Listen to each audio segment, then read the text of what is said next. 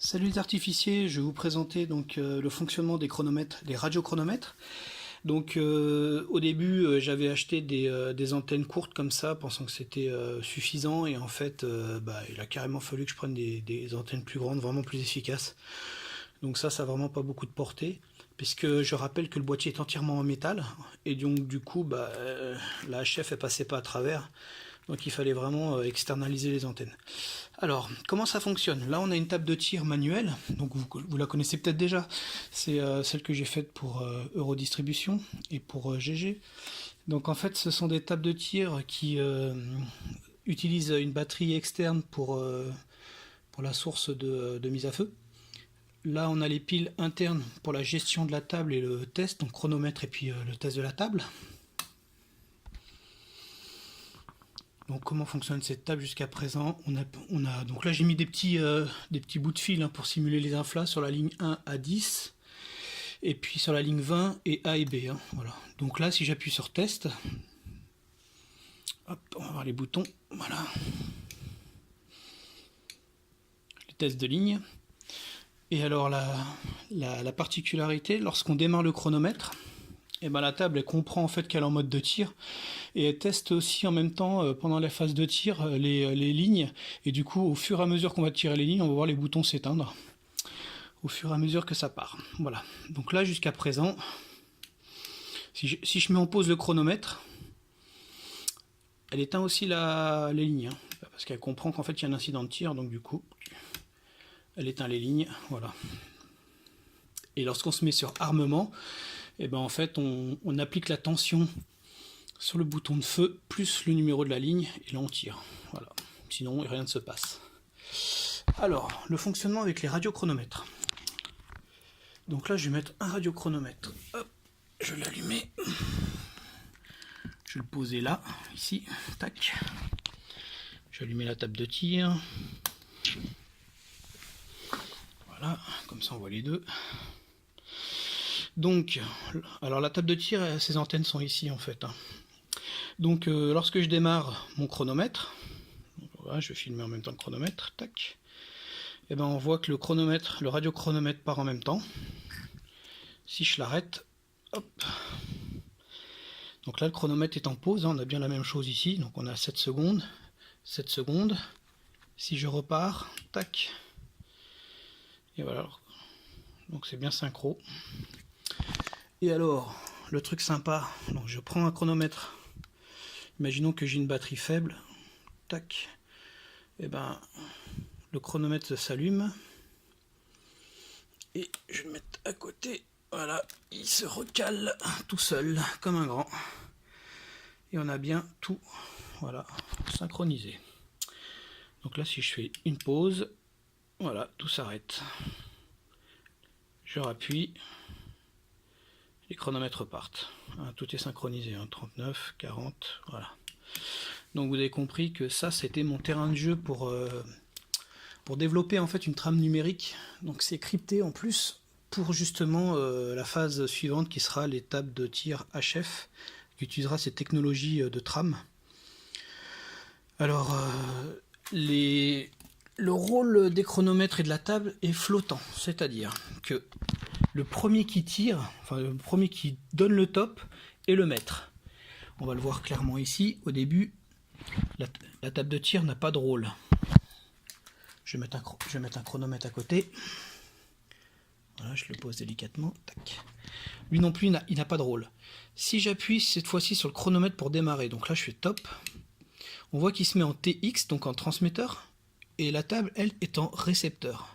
Donc maintenant, ce qui va être sympa, c'est quand je vais arrêter mon chronomètre ici, la table, on voit qu'elle est allumée là, ici, voilà, hop, et ça éteint la table aussi, donc la table est en pause, voilà, je redémarre, tac, voilà, et ça redémarre, la table redémarre.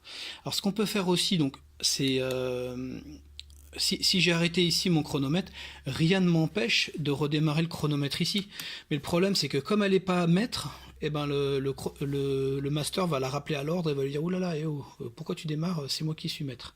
Donc il envoie des trames, hein, elles sont matérialisées par ce petit pictogramme, toutes les 3 secondes, là c'est paramétré, on peut le modifier dans le menu du chronomètre, je ferai une vidéo exprès pour ça. Donc voilà, donc maintenant si j'éteins par contre le chronomètre master, je vais pouvoir démarrer la table. Parce que même si elle est en récepteur, il n'y a plus de maître qui lui dit oh là là, maintenant je rallumais le master, c'est lui qui va reprendre le pas. Alors pour l'instant il n'est pas master, donc je lui donnais le rôle de master, pardon c'est maître, voilà, je donne le rôle de maître, donc il va remettre à 0 ma table parce que c'est lui le maître, voilà. Toc. Et voilà. Alors par contre si la table, on va la mettre en maître, la table, on déclenche d'ici, toc, voilà.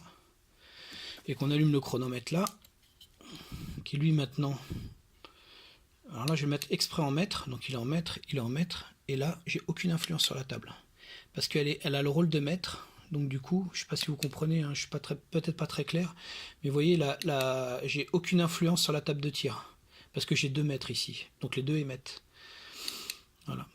Donc en fait c'est le premier qui déclenche son top qui devient mètre, hein, il faut juste comprendre ça. Donc là, si j'ai appuyé et elle est en TX, bah, elle est en mètre, donc auquel cas, c'est elle qui va piloter les radiochronomètres.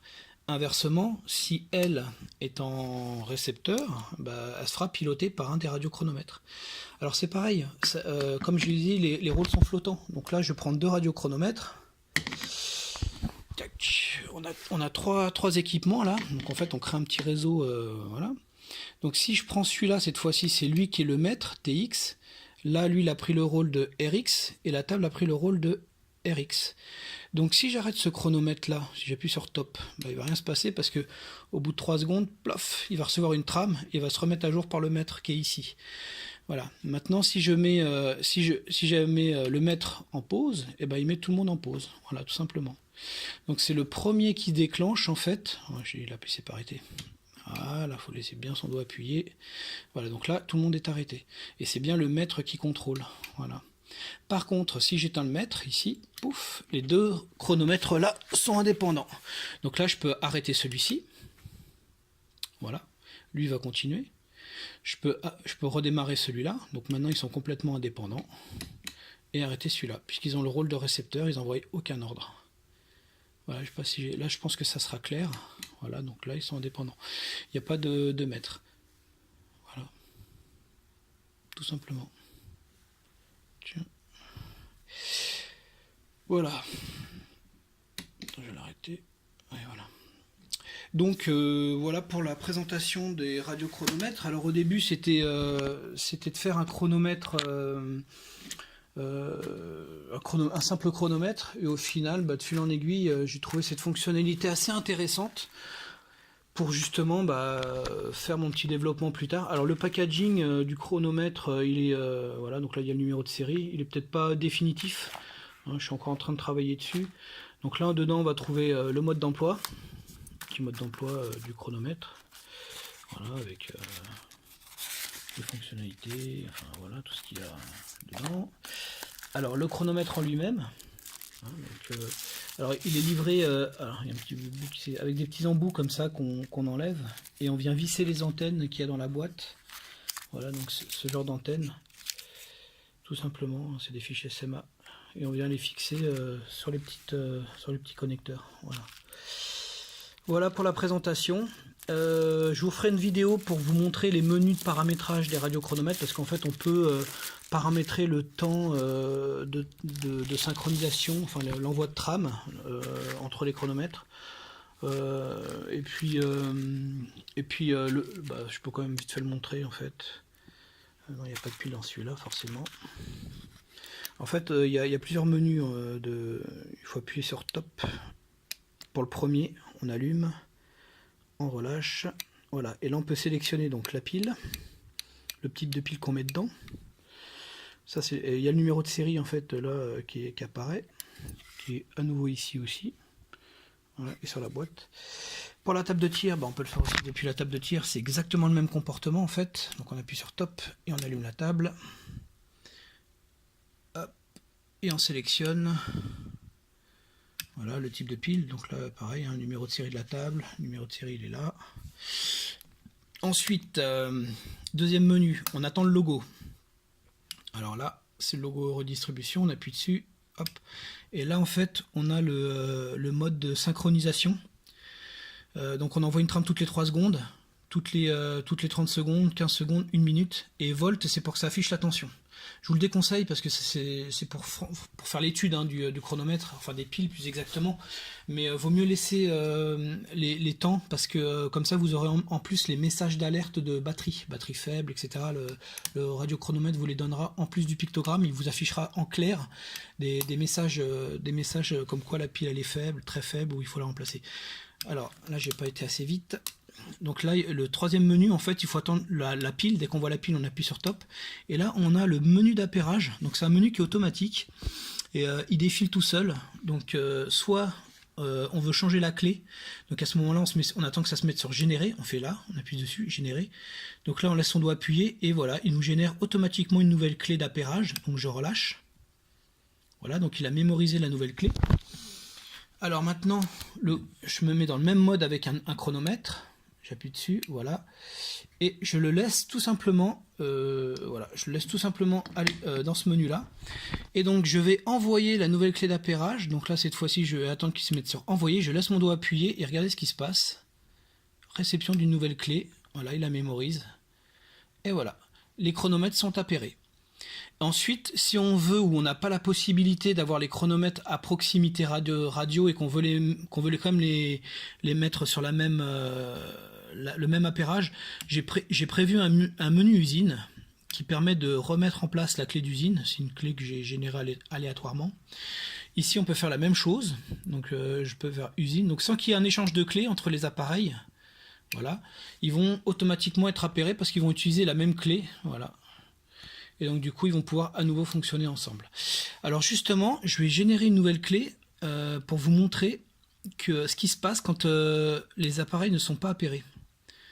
Voilà, une nouvelle clé, tac. Donc il a une nouvelle clé, voilà, il l'a mémorisée. Donc j'éteins, je rallume, j'allume le radiochronomètre. Je m'enlève. Voilà, alors là j'envoie des trames et regardez ce qui se passe. Cette fois-ci on reçoit un pictogramme, un triangle, qui veut dire que la trame n'est pas interprétée. En fait il a bien compris qu'il y a un ordre qui est envoyé, mais comme il n'est pas sur la bonne, il n'est pas appairé, et ben il répond pas à l'ordre. Alors ça permet d'avoir plusieurs sous-réseaux, hein. On peut avoir plusieurs radiochronomètres qui fonctionnent ensemble avec des clés d'appairage différents sans qu'ils viennent se perturber. Voilà. J'en ai fini avec les radiochronomètres. Je vous ferai, comme je vous ai dit, une petite vidéo pour vous montrer comment fonctionnent les menus chez Effet. Donc c'est tout ok. Allez, à plus.